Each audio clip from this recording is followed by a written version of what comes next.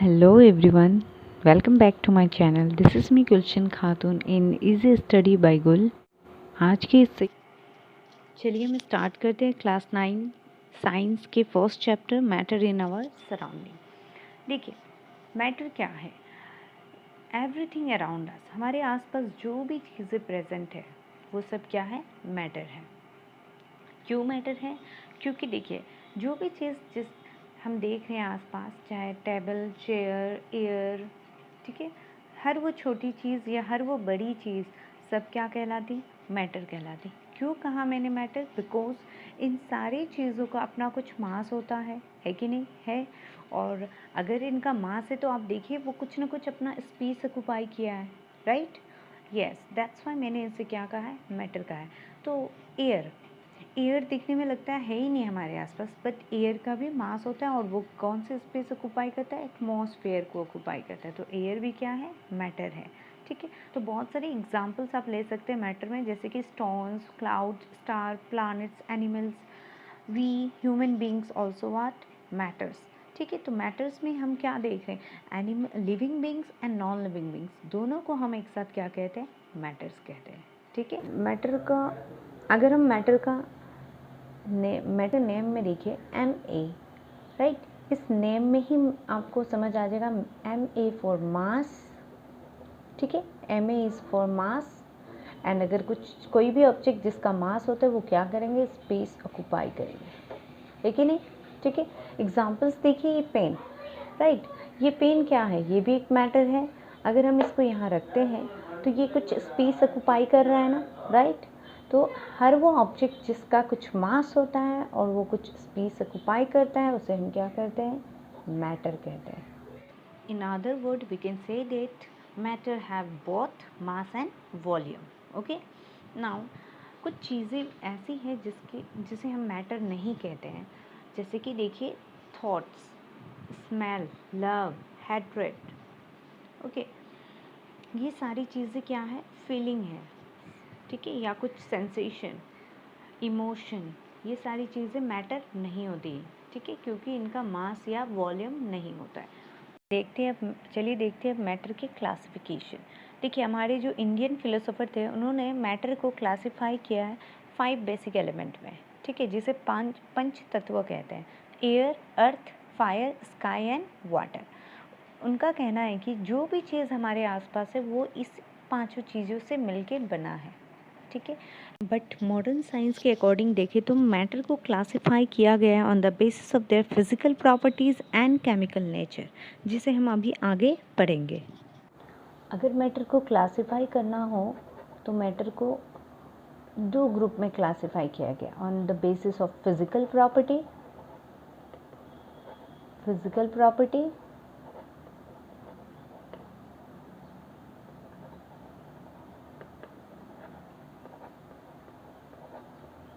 And the another one is chemical. तो matter को हम क्लासिफाई करते हैं दो ग्रुप में, फिजिकल प्रॉपर्टी के बेस पे एंड केमिकल प्रॉपर्टी के बेस में। बट अभी इस चैप्टर में हमें सिर्फ फिजिकल प्रॉपर्टी ही डिस्कस करनी है। केमिकल प्रॉपर्टीज चैप्टर 2 में हम पढ़ेंगे। ठीक है, फिजिकल नेचर ऑफ मैटर क्या है? देखिए हमें ये जानना है मैटर किस चीज़ के बने हुए हैं। क्या वो कंटिन्यूस है? फॉर एग्जांपल दिस, लाइक ये पेन जैसे हमें कंटिन्यूस दिख रहे हैं, ये कंटिन्यूस होते हैं या ये छोटे छोटे पार्टिकल्स के बने हुए हैं? तो यू विल फाइंड दैट ये पेन दिखने में हमें कंटिन्यूस लग रहा है, बट ये कंटिन्यूस नहीं है, ये छोटे छोटे पार्टिकल्स के बने हुए हैं। तो मैटर क्या का बना हुआ है? Matter is made up of particles. ठीक है, मैटर क्या का बना हुआ है? पार्टिकल्स के बने। जितने भी मैटर्स हैं हमारे आसपास वो क्या के बने हुए हैं? पार्टिकल्स के बने। और पार्टिकल्स में क्या क्या आ जाता है? दैट इज एटम्स और मॉलिक्यूल्स। एटम्स और मॉलिक्यूल्स। ठीक है, नाउ अगर हम इसके साइज़ की बात करते हैं, पार्टिकल्स के साइज़, इसको हम एक एक्टिविटी से समझते हैं। एक बीकर ले लिया और उसमें हम क्या करेंगे? वाटर में, लेट्स सपोज एक बीकर ले लिया हमने, उसमें कुछ अमाउंट ऑफ वाटर ऐड कर दिया और इस बीकर में हम क्या करेंगे? KMnO4 ऐड करेंगे। ठीक है, क्या ऐड करेंगे? KMnO4, that is potassium permanganate. जब हम इसमें ऐड करेंगे छोटे से पीस, इसमें जब ऐड करेंगे पोटाशियम परमैंगनेट का, तो आप क्या देखेंगे, ये पूरे वाटर का कलर डार्क पिंक में चेंज हो जाएगा। It's become dark pink. ठीक है, अब हम क्या करेंगे, 2-3 और बीकर ले लेंगे।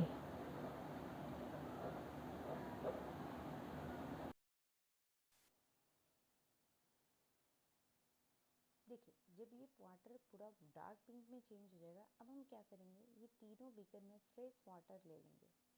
ठीक है, और इस डार्क पिंक कलर वाले वाटर में से 1 स्पून इसमें ऐड करेंगे। तो क्या हो जाएगा, ये सारा वाटर अगेन पिंक कलर में चेंज हो जाएगा। ठीक है, बट ये पिंक कलर इस डार्क पिंक से थोड़ा लाइटर होगा।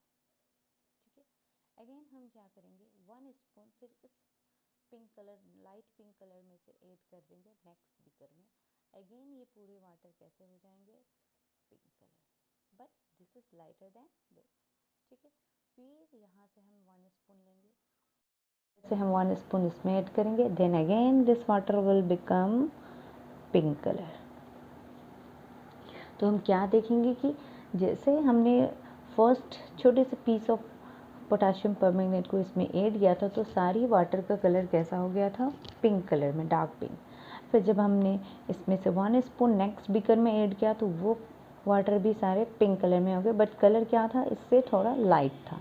सेम हमने इसमें भी ऐड किया, तो ये भी कलर पिंक हो गया वाटर का, बट कलर अगेन इससे लाइटर था, एंड सो ऑन। ठीक है, लाइट होते जा रहा है कलर का, शेड एक एक शेड कम होते जा रहा है जैसे जैसे हम इससे इसमें नेक्स्ट वाटर के बीकर में ऐड कर रहे हैं।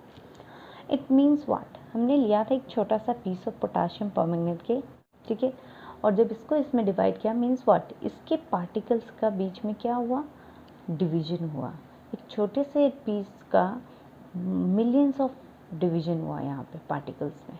ठीक है, एंड जब हम एक चम्मच लेते हैं, तो वो मिलियंस ऑफ डिवीजन से हम कुछ अमाउंट्स यहाँ ऐड कर देते हैं KMnO4 के पार्टिकल्स को। तो अगेन सोचो, वो डिवाइड किए हुए पार्टिकल्स फिर यहाँ फर्दर डिवाइड होते हैं, एंड देन अगेन डिवीजन करने के बाद ये पूरे वाटर हमें लाइट पिंक। फिर हम जब यहाँ से लेते हैं, तो वो डिवाइडेड वाले पार्टिकल्स फिर इसमें जाके अगेन मोर डिवीजन हो रहा है इसमें भी फिर से। ठीक है, एंड ये प्रोसेस कंटिन्यूस ऐसे चल रहा है। तो क्या देखते हैं कि जो साइज़ है पार्टिकल्स का, वो कंटिन्यूसली डिवाइड होते जा रहा है, राइट। ऐसा नहीं है कि एक पर्टिकुलर लिमिट है उसके बाद वो और डिवाइड नहीं हो रहा है, ऐसा तो नहीं है, कंटिन्यूसली डिवाइड होते जा रहे हैं, है कि नहीं।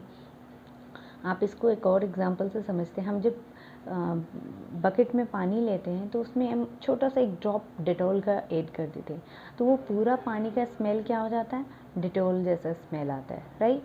तो अगर हम उस बकेट के पानी में से डेटॉल वाले एक चम्मच निकाल के दूसरे फ्रेश वाटर में अगर हम ऐड कर देते, वो अगेन वो पूरी होल वाटर हमें स्मेल कैसा होगा, डेटॉल की स्मेल आएंगे उसमें से, है कि नहीं। तो इट मीन्स व्हाट, एक बूंद हमने लिया था डेटॉल का, मतलब डेटॉल के पार्टिकल्स का डिवीजन होते जा रहा है ना continuously, it keep on dividing, right. तो हम इससे क्या कंक्लूजन ले सकते हैं कि पार्टिकल्स के साइज बहुत ही छोटे होते हैं, it's very very small. Okay, so 2 points हमें फिजिकल नेचर ऑफ मैटर्स में पता चला, that matter is made up of particles, right, that is atoms और molecules, and about their size, it is very small, remember that, okay, right। तो जो matters के particles होते हैं, उनके कैरेक्टरिस्टिक्स क्या होते हैं, चलिए हम इसको समझते हैं। अभी एक बीकर ले लेते हैं, हम उसमें कुछ वाटर ले लेते हैं, एंड हम क्या करेंगे, अब इसमें क्या ऐड करेंगे, शुगर या फिर सॉल्ट। 100 मिलीलीटर वाटर में मैंने 20 ग्राम ऑफ शुगर या सॉल्ट ऐड किया। ठीक है, उसे ठीक से हिलाया, कुछ देर बाद क्या देखा हमने कि वो कम्प्लीटली डिसअपियर हो गया, गायब हो गया। ठीक है, हमें क्या दिखाई देगा, शुगर एंड सॉल्ट कुछ समय बाद हिलाने के बाद वो नहीं दिखाई देगा हमें, राइट। तो अच्छा, इसको हम एक और चीज़ से समझते हैं। Before adding sugar and salt, इसको ऐड करने से पहले हम एक काम करते हैं, इस पानी में क्या करते हैं, कोई बड़ा हैवी चीज़ जैसे कि पत्थर हम बड़ा सा कोई हैवी पत्थर ले लेते हैं और इसमें डालते हैं, क्या दिखाई देगा आपको? ये पानी का लेवल राइज हो जाएगा, मतलब ये पानी का लेवल थोड़े ऊपर आते हुए हमें दिखाई देंगे, ठीक है। या फिर हम अपने पूरे हाथ ऐसे डुबा देते हैं पानी में, तो क्या दिखता है आपको? तब भी क्या दिखाई देगा? पानी का लेवल ऊपर आते हुए दिखाई देगा, ठीक है, देगा ना? यस। जब हम शुगर और सॉल्ट ऐड करते हैं, कुछ देर बाद हमें दिखाई नहीं देता है, गायब हो जाता है। और हम ये भी देखते हैं कि ये 20 ग्राम शुगर या सॉल्ट जब हम ऐड करते हैं, वाटर का लेवल भी राइज नहीं होता है, ठीक है ना। 2 पॉइंट हमने नोटिस किया कि शुगर एंड सॉल्ट को थोड़ी देर जब हमने मिलाया तो वो गायब हो जाती, वाटर का लेवल भी इंक्रीज़ नहीं हो रहा है, राइट। तो ये गया कहाँ? ये शुगर या सॉल्ट जो हमने वाटर में मिलाया, ना ही वाटर का लेवल इंक्रीज़ हुआ और ना ही हमें शुगर या सॉल्ट दिखाई दे रहा है। तो देखिए इसमें क्या है, क्या होता है? देखिए वाटर मॉलिक्यूल्स क्या है? H2O, right. अगर हम इसका बॉन्डिंग को समझते तो ये ऐसे बॉन्ड है ना, 2 हाइड्रोजन 1 ऑक्सीजन, ठीक है। तो आप अगर इसके पार्टिकल के बेसिस पे समझोगे तो वाटर के मॉलिक्यूल्स कुछ ऐसे होंगे,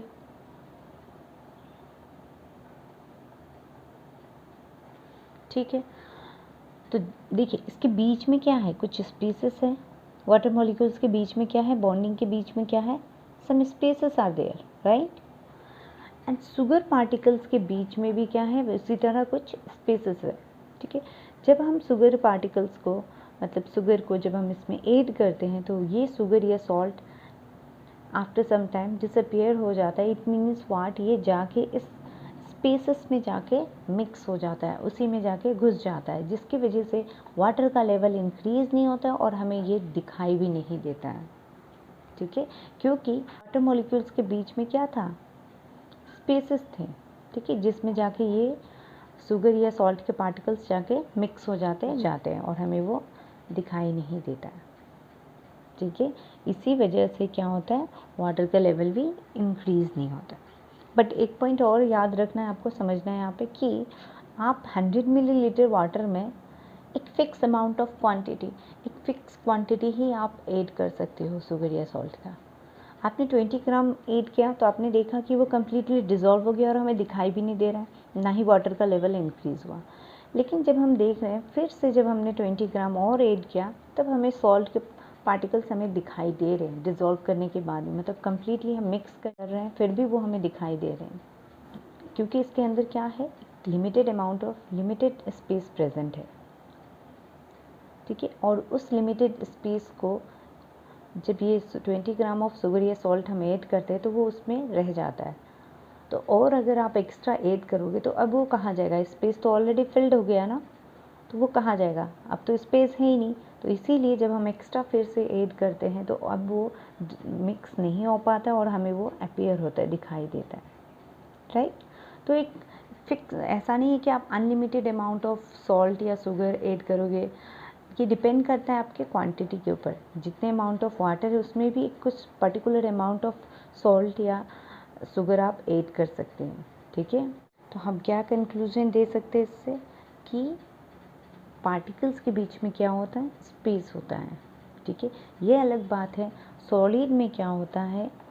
सॉलिड में बहुत ही कम स्पेस होता है, सॉलिड है वेरी लेस स्पेस, ठीक है। इस स्पेस को हम क्या कहते हैं? Intermolecular space. ये जो स्पेस पार्टिकल के बीच में प्रेजेंट होते हैं उसे हम क्या कहते हैं? Inter molecular space. मॉलिक्यूल के बीच की स्पेस है ना, इसलिए इंटरमॉलिक्यूलर स्पेस कहते हैं, ठीक है। तो देखिए अगर हम सॉलिड ऑब्जेक्ट को देखें, उसके बीच में पार्टिकल्स के बीच में स्पेस बहुत कम होती है बट बहुत ही कम होते हैं, ठीक है। वेरी लेस मॉलिक्यूलर स्पेस आपको सॉलिड में मिलेंगे। बट लिक्विड में क्या होते हैं? लिक्विड में मॉडरेट होता है, स्पेस क्या है? मॉडरेट है। And what about gas? देखिए गैस के बीच में, पार्टिकल्स के बीच में बहुत ही ज़्यादा स्पेस होता है, क्योंकि गैस के पार्टिकल्स एक दूसरे से बहुत दूर रहते हैं, इसलिए गैसेस में आपको क्या मिलेगा? More space is there. Which space? Intermolecular space between the particles of gases. पहला कैरेक्टरिस्टिक्स क्या मिला हमें? कि particles of matter have space between them. जब हम अगरबत्ती के स्मेल को पता करना होता है, अगर वो जलाया नहीं गया है तो हम क्या करते हैं? अगरबत्ती को बहुत ही क्लोज लाते हैं अपने नाक के पास और फिर हम स्मेल करते हैं। तब हमें इसका स्मेल समझ आता है। लेकिन अगर इसी अगरबत्ती को हम जला देते हैं और किसी कॉर्नर में रूम के लगा देते हैं तो इसकी स्मेल चारों तरफ फैल जाते हैं रूम में। ठीक है, ऐसा होता है ना। तो देखिए इसमें क्या है, पता चल रहा है हमें कि इसके पार्टिकल्स, अगरबत्ती के पार्टिकल्स जैसे ही हमने बर्न किया, इसके पार्टिकल्स एयर में मिक्स होके, ठीक है, एक कॉर्नर से दूसरे कॉर्नर तक बहुत ही जल्दी फैल जाते हैं। हमने ये देखा। बट अगर हम नहीं जलाते हैं तो इसके स्मेल हमें दूर तक नहीं मिलते हैं, हमें क्लोज जाना पड़ता है, उसके पास जाके तब हमें उसे इसके स्मेल के बारे में पता चलता है। ओके, नेक्स्ट हम देखते हैं, हमने कुछ पानी ले लिया अगेन बीकर में, और अब हम इसमें क्या करेंगे, रेड इंक मिक्स करेंगे। ठीक है, मैंने एक ड्रॉप रेड इंक यहाँ से डाला। देखिए ये ध्यान देना, मैंने इस पॉइंट पे रेड इंक डाला, यहाँ नहीं, ना ही यहाँ, मैंने यहाँ डाला।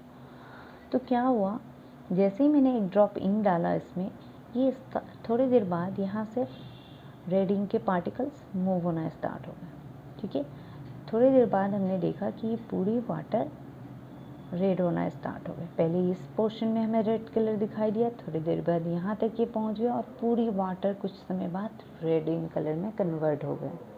ठीक है, तो इसके पीछे रीज़न क्या है, दोनों में जो हमने समझा, क्या समझ आया आपको कि पार्टिकल्स को जैसे ही आपने यहाँ डाला, इसके पार्टिकल्स राइट यहाँ तक तो आए होंगे ना, तभी तो सारे कलर्स वाटर के रेड हो गए। तो इट मीन्स व्हाट कि मैटर्स के पार्टिकल्स मूव हो रहे हैं कंटिन्यूसली, है कि नहीं, मूव होते हैं ना। यस, तो हम क्या कहेंगे कि matters, particles of matters are continuously moving. ठीक है, मैटर्स के पार्टिकल्स क्या है, कंटिन्यूसली मूव होते हैं। ओके, हाँ, अभी ये जो कंटिन्यूसली मूवमेंट होते हैं, क्या प्रेजेंट होते हैं, मूवमेंट होते हैं जो ऑलवेज कंटिन्यूस होते रहते हैं। ठीक है, और ये मूवमेंट डिपेंड करते हैं, सॉलिड में अलग होता है, लिक्विड में अलग होता है, गैस में अलग होता है। सॉलिड के केस में क्या होता है, बहुत ही कम मूवमेंट होता है, very less, okay, very less movement. But अगर हम लिक्विड में देखते हैं तो लिक्विड में मूवमेंट क्या है, मॉडरेट है, क्योंकि उसके बीच में हमने क्या देखा था, अभी स्पेस भी मॉडरेट है, उसके अकॉर्डिंग मूवमेंट भी होंगे ना। ठीक है, और गैसेस में क्या होता है, मूवमेंट वेरी हाई। मैटर में मूवमेंट है बट किसी में कम है, किसी में ज़्यादा है, किसी में बहुत ही ज़्यादा है। ठीक है, इस अगरबत्ती को जलाया था तो ये अगरबत्ती का जो स्मेल था बहुत दूर तक और बहुत जल्दी फैल गया था, राइट। इसके पीछे रीज़न क्या है, इसके जो पार्टिकल्स के मूवमेंट है वो इतने फास्ट कैसे हो गए। ठीक है, हमने ये तो समझ गया कि हाँ पार्टिकल्स मूव करते हैं बट फास्ट होते हैं। ये जो मूवमेंट है इसे क्या कहते हैं हम, काइनेटिक एनर्जी। ठीक है, काइनेटिक एनर्जी मतलब क्या, that object possess motion is called kinetic energy. ये जो मोशन होते हैं ना पार्टिकल्स, या हम कोई भी ऑब्जेक्ट जो मूवमेंट करते हैं उसी को हम काइनेटिक एनर्जी कहते हैं। अब ये काइनेटिक एनर्जी क्या होता है, जब हम उसे हीट करते हैं या टेम्परेचर बढ़ा देते हैं तो काइनेटिक एनर्जी भी क्या होता है, फास्ट हो जाता है। ठीक है, ये पॉइंट्स बहुत इंपॉर्टेंट है, याद रखना। तो काइनेटिक एनर्जी को हम इंक्रीज़ कर दिया है हमने यहाँ, इसीलिए इसका मूवमेंट बहुत फास्ट हो गया। ठीक है, राइट। सेकेंड प्रॉपर्टी हम क्या कह सकते हैं, that particles of matter are continuously moving. समझ आ गया होगा आपको कि particles of matter have space between them, particles of matter possess what, kinetic energy. ठीक है, and when we increase temperature kinetic energy also get increases, right। बताया था कि अगरबत्ती के जो पार्टिकल्स थे वो मिक्स हो गए थे एयर के पार्टिकल्स के साथ। ठीक है, एंड वो यहाँ से वहाँ तक रीच हो गए थे, राइट। एंड इसमें भी हमने क्या देखा था कि वाटर के मॉलिक्यूल्स के साथ रेड इंक के मॉलिक्यूल्स, रेड इंक के पार्टिकल्स मिक्स हो गए। तो इस प्रोसेस को हम क्या कहते हैं, डिफ्यूजन। जैसे ही मैंने एक ड्रॉप ऑफ इंक डाला, क्या देखा था हमने कि ये ड्रॉप ऑफ इंक ऑटोमेटिक पूरे होल वाटर कलर में कन्वर्ट कर दिया था। सो व्हाट इज़ डिफ्यूजन, कैसे डिफाइन करेंगे हम डिफ्यूजन को, that the intermixing of particles of two different types of matter on their own is called diffusion। ठीक है, खुद ब खुद जब दो particles, different types of matter के पार्टिकल्स मिक्स हो जाते हैं उसे हम क्या कहते हैं, डिफ्यूजन कहते हैं। तो डिफ्यूजन का रेट सॉलिड के केस में क्या होगा, कम होगा, स्लो होगा। लिक्विड के केस में क्या होगा, मॉडरेट होगा। गैसेस के केस में क्या होगा, बहुत ही हाई रेट में मिक्स होते हैं। ठीक है, नेक्स्ट कैरेक्टरिस्टिक्स को समझने के लिए फिर हम कुछ एग्जांपल्स देखते हैं। एग्जांपल देखते हैं, अगर हमने आयरन नेल ले लिया, चॉक ले लिया, प्लास्टिक पेन ले लिया, ठीक है, और हम इसे एक एक करके हैमर से मार रहे हैं। ठीक है, हैमर मतलब मारतूल से हम इसे मार रहे हैं। तो देखो क्या होगा इसके केस में, ये कुछ नहीं होगा, ये ब्रेक तो बिल्कुल नहीं होगा। और चॉक क्या होगा, छोटे छोटे पीसेस में टूट जाएगा। ठीक है, प्लास्टिक पेन क्या होगा, इसमें भी कोई असर नहीं आएगा। ठीक है, तो हमने क्या देखा कि सब इनके बीच में क्या है, जो ये हम इतने ज़ोर से इसको मारे हैं फिर भी ये नहीं टूट रहा है, बट ये टूट गया और ये भी नहीं टूटा। इसके बीच में रीज़न क्या है, मतलब जो आयरन नेल या चॉक या प्लास्टिक पेन के जो पार्टिकल्स है उसके बीच में कुछ तो है ना, जिसे हम तोड़ नहीं पा रहे हैं, इसको तोड़ नहीं पा रहे, बट ये टूट गया। क्या रीज़न है, इसके बीच में क्या है, force of attraction. Force of attraction, ठीक है, क्या कहते हैं हम, force of intermolecular force of attraction भी आप कह सकते हो, या सिंपली फोर्स ऑफ अट्रैक्शन।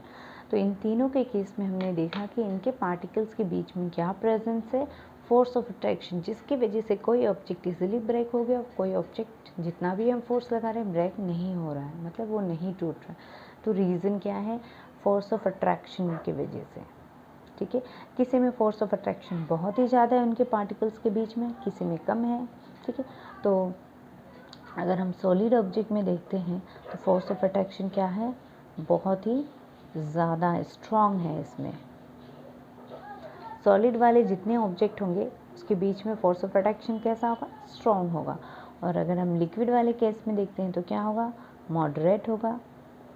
ठीक है, एंड अगर गैसेस वाले में देखते हैं तो क्या होगा, वेरी लेस। ठीक है, बहुत ही कम होगा। गैसेस वाली चीज़ें देखो, ये भी क्या है, चारों तरफ हमारी एयर है ना, हम हाथ को ऐसे मूव कर पा रहे हैं ना, राइट, हमें कुछ फोर्स लगाना नहीं पड़ रहा, हम इधर से इधर हिला पा रहे हैं अपने हाथ को। क्यों, एयर के पार्टिकल्स के बीच में क्या है, फोर्स ऑफ अट्रैक्शन बहुत ही कम है, इसीलिए हम कर पा रहे हैं ऐसा। ठीक है, अगर आप एक और एग्जांपल देखिए, हम वाटर ले लेते हैं और उस वाटर को क्या करते हैं, सरफेस, ये वाटर का सरफेस हम चाकू से क्या करते हैं, इसे कट करते हैं। तो हमने क्या देखा, वाटर के जब हम चाकू से जब भी कट कर रहे हैं कोई असर नहीं आ रहा, वाटर एज इट इज़ है कि नहीं। तो इससे क्या कंक्लूजन मिलता है कि वाटर के मॉलिक्यूल्स के बीच में क्या है, फोर्स ऑफ अट्रैक्शन है, जिसकी वजह से हम उसे अलग नहीं कर पा रहे हैं वाटर के मॉलिक्यूल्स को। ठीक है, तो थर्ड प्रॉपर्टी क्या हो जाएगा, that particles of matter attract each other. So हमने अभी जितना पढ़ा उसको देख लीजिए, आप कैसे लिखेंगे, मैटर क्या है, anything which occupy some space and have some mass is called matter. Example मैंने बताया था, टेबल, प्लांट, ह्यूमन एक्सेट्रा। और मेटल क्या के बने होते हैं, टाइनी पार्टिकल्स के बने होते हैं। Any physical object is matter. ठीक है, कोई भी फिजिकल ऑब्जेक्ट क्या कहलाएगा, मैटर।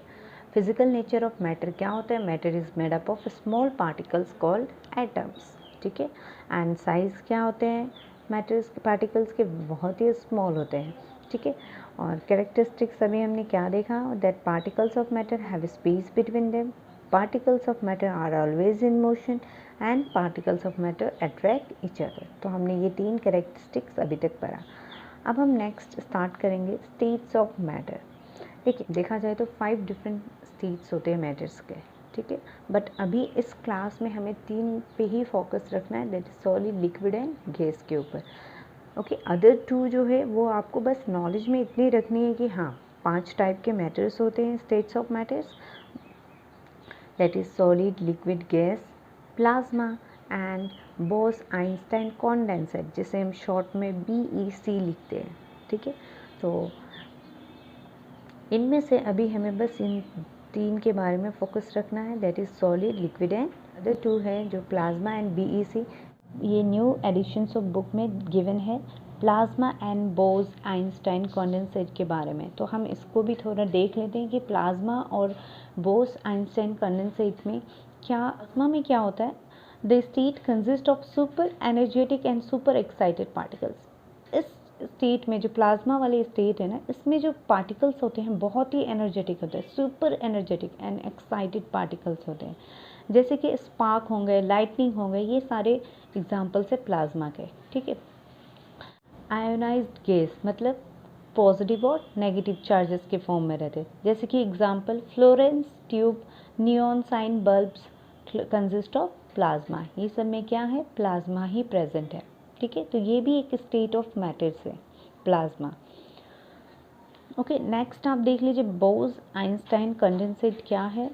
तो देखिए, इन 1920 Indian physicist Satyendra Nath Bose had done some calculation for a fifth states of matter, that is Bose-Einstein condensate के इस स्टेट के ऊपर सत्येंद्र नाथ बोस ने कुछ एक्सपेरिमेंट किया था, कैलकुलेशन किया मतलब एक्सपेरिमेंट किया, एंड उस एक्सपेरिमेंट के बेसिस पे Albert Einstein predicted a new state of matter.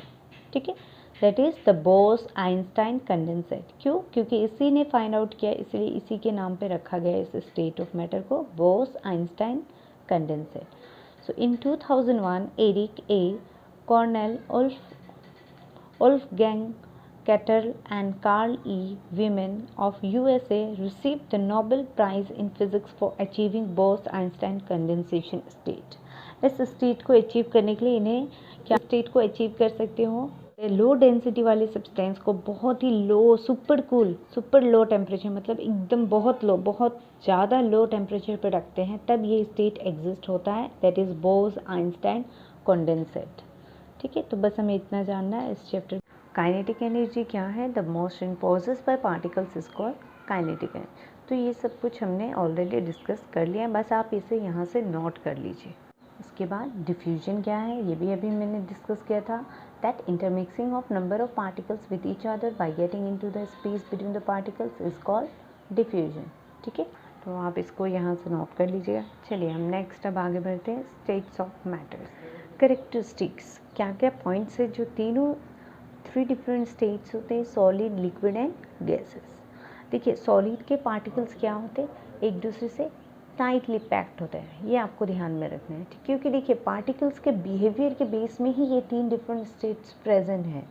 ठीक है, ये जो सॉलिड में पार्टिकल्स कैसे होते हैं, टाइटली पैक्ड हैं एक दूसरे से, इनके बीच में इंटरमोलिकुलर स्पेस बहुत ही कम होते हैं।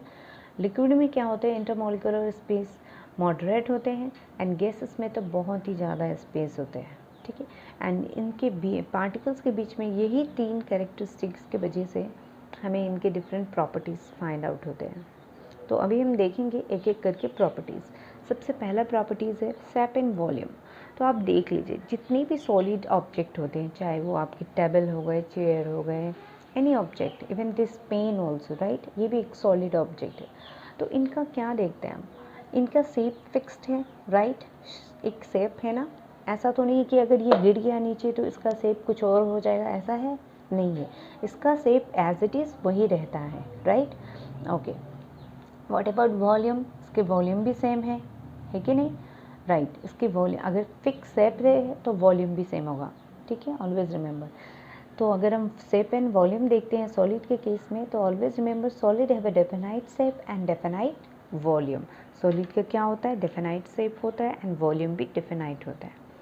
ठीक है, अगर हम लिक्विड के देखते हैं तो लिक्विड में क्या है, liquid have no definite shape. Yes, अगर मैंने कुछ पानी ले लिया ग्लास में और उसे जब तक ग्लास में रखा, आपको उस वाटर का शेप कैसा दिखाई देगा, ये एक ग्लास है